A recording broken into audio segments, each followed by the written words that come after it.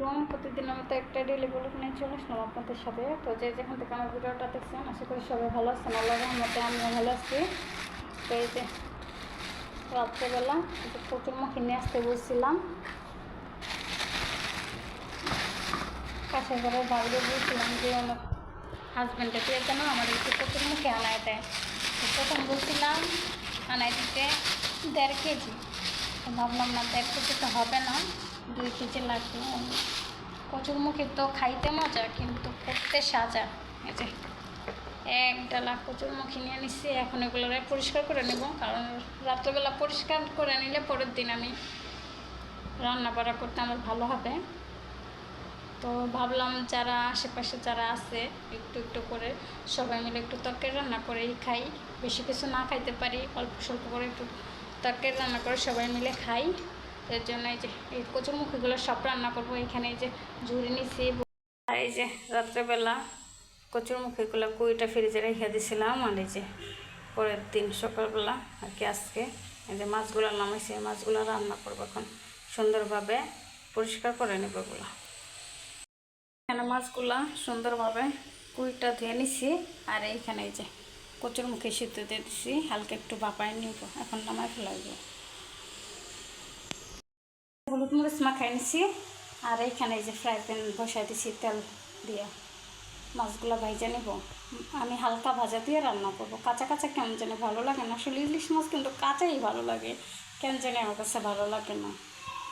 তো আমি হালকা করে ভাজা দিয়ে এটা রান্না করব। আর এইখানে যে কচুরমুখী বাপাই নিছিলাম, এগুলো এই যে ঝরাই নিছি। হালকা ওগুলো একটু ভাজা দিব।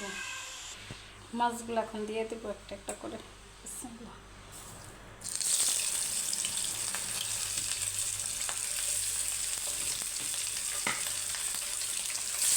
এইবারকে ঢাকার থেকে মাছ এনে শান্তি পাইনি, একদম ছোটো ছোটো মাছগুলো। মাছগুলো দিয়ে দিচ্ছি, এখন ভাজা নেবো হালকা করে। মাছ ভাজাগুলো কিন্তু হয়ে গেছে আমার, এখনও খাইনি। একটা একটা করে সবগুলো মাছ তুলে নেব। কচুরমুখীটা ভাবছিলাম বেগুন দিয়ে মাছগুলো রান্না করবো। দুঃখের ব্যাপার, বেগুন সারা বাজারও তাই নেই। অনেকে বলবেন কেন পাওয়া যায় না, আসলেই সারা বাজারেও বেগুন পাওয়া যায় না। হয়তো বেগুনের দাম গ্রাম সাইডে এখন পাওয়া যায় না বেগুনগুলো।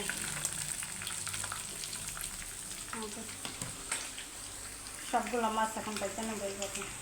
এই যে কচুরমুখীগুলো ভাজার জন্য দিয়ে দিচ্ছি ওই তেলের মাঝেই। মুখিটা একটু ভাইটা নিলে ভালো লাগে কিন্তু।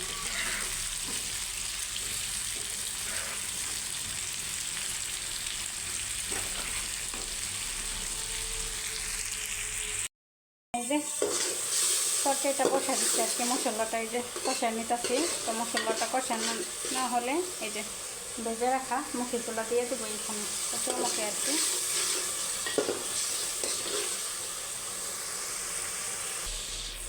এই যে মশলাটা কষানো হয়ে গেছে, এখন কচুরমুখীগুলো এখানে দিয়ে দিব। অনেকটা তেল আছে, ভাজা পুরো খুশি তো। এই দেখুন কতটা পরিমাণে তেল আছে। এর জন্য আমি এখানে তেলটা একটু অল্প দিয়ে দিচ্ছিলাম। এখন সুন্দরভাবে এটাকে নাড়াচাড়া করে একটু কষিয়ে নেব।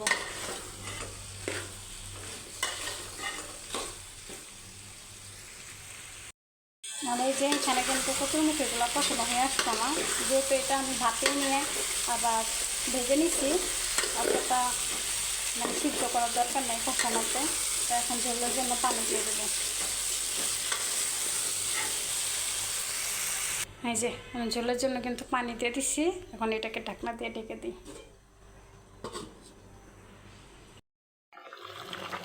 তরকারির ঝোলটা কিন্তু বলক এসে করছে। এখন মাছগুলো দিয়ে দেবো।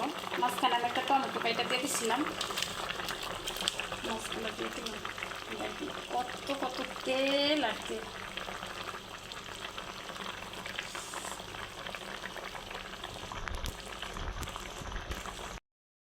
রান্নাটা কিন্তু হয়ে গেছে আমার। তো এইভাবে আপনারা ইলিশ মাছ দিয়ে কচুরমুখী রান্না করে খাওয়া দেখবেন, অসাধারণ লাগে। আমি একটা টমেটো দিয়ে দিচ্ছিলাম। আর এই যে কাঁচামরিচের গ্রানটা আসার জন্য কয়েকটা আস্ত কাঁচামরিচ দিয়ে দিচ্ছিলাম।